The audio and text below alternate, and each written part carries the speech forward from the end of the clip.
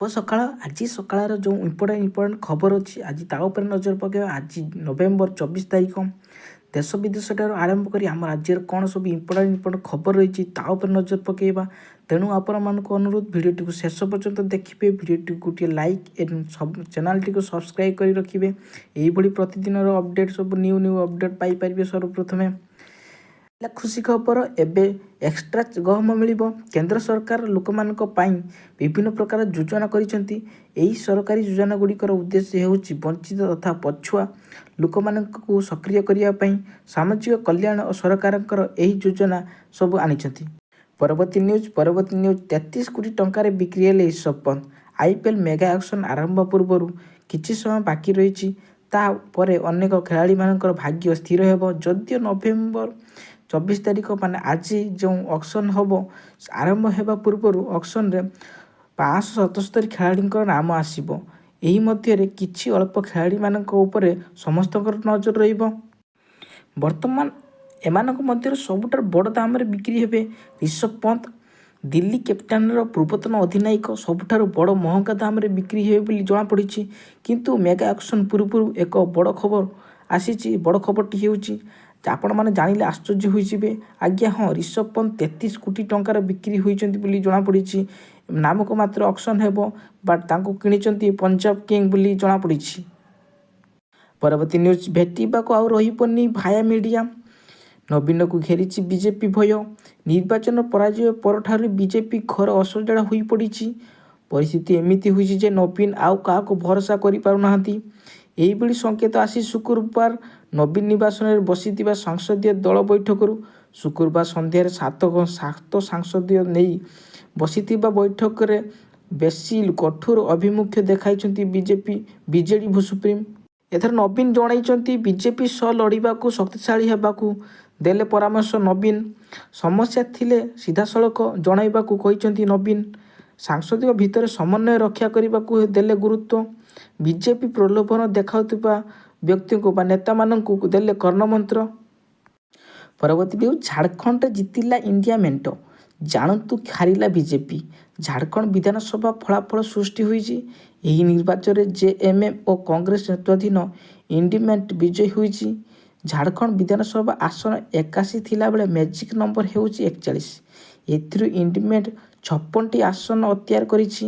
ସେହିପରି ଏନ୍ଡିଏ ମେଣ୍ଟ 24ଟି ଆସନରେ ଜିତିଛି।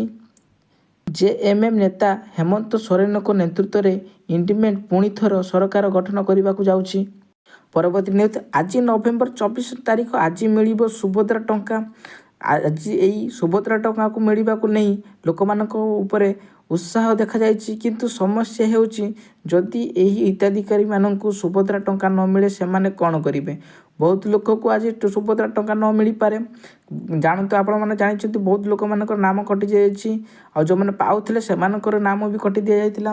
ତ ଆପଣମାନେ ଜାଣି ନିଅନ୍ତୁ ଏଇ ଯେ ଆଜି ମିଳିବ ଯେଉଁ ସୁଭଦ୍ରା ଟଙ୍କା ସେମାନେ ଆପଣମାନଙ୍କୁ ମିଳିଛି ନା ନ ମିଳିଛି। ଯଦି ଆପଣମାନଙ୍କୁ ମିଳିନାହିଁ ତ ଆପଣମାନଙ୍କୁ ସମସ୍ତଙ୍କୁ ମିଳିବ।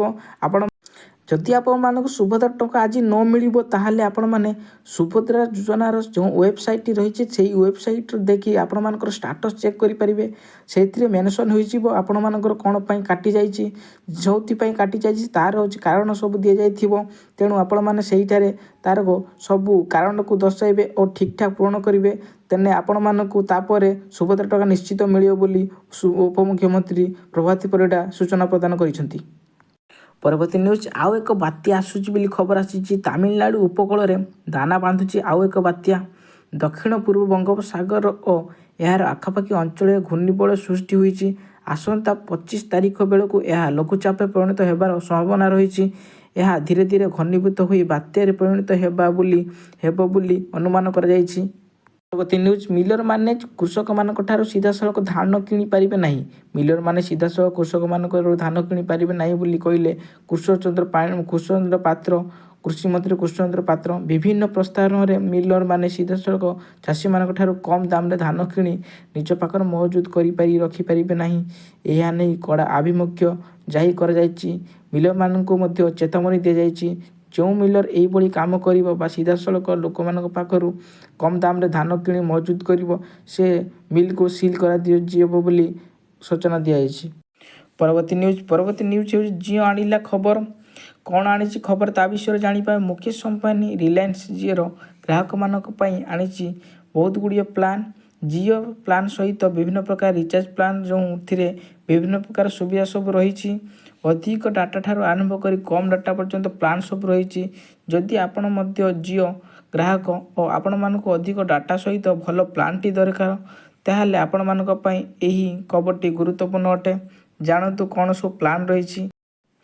ଜିଓର 399 ଟଙ୍କିଆ ପ୍ଲାନ୍ ପ୍ରତିଦିନ 2.5 GB ଯୁକ୍ତ ସବୁଠାରୁ ଶସ୍ତା ପ୍ଲାନ୍ ହେଉଛି 399 ଟଙ୍କା। 399 ଟଙ୍କା ଜିଓର ଏହି ପ୍ଲାନ୍ରେ ଆପଣମାନଙ୍କୁ 28 ଦିନର ଭ୍ୟାଲିଡିଟି ସହିତ 28 ଦିନ ପର୍ଯ୍ୟନ୍ତ 2.5G ଡାଟା ଏବଂ 100 SMS ପ୍ରତିଦିନ। ଏହା ସହିତ ଅନଲିମିଟେଡ୍ କଲ୍ ସୁବିଧା ମଧ୍ୟ ରହିବ। ଏହି ପ୍ଲାନ୍ ଜିଓ ସିନେମା ଓ ଜିଓ ଟିଭି ଏବଂ ଜିଓ କ୍ଲାଉଡର ମଜା ନେଇପାରିବେ। ଏହିଭଳି ପ୍ରତିଦିନର ଇମ୍ପୋର୍ଟାଣ୍ଟ ଖବର ଜାଣିବାକୁ ହେଲେ ଆପଣମାନେ ଆମ ଚ୍ୟାନେଲଟିକୁ ଲାଇକ୍ ସେୟାର ଆଣ୍ଡ ସବସ୍କ୍ରାଇବ୍ କରି ରଖିବେ। Thank you.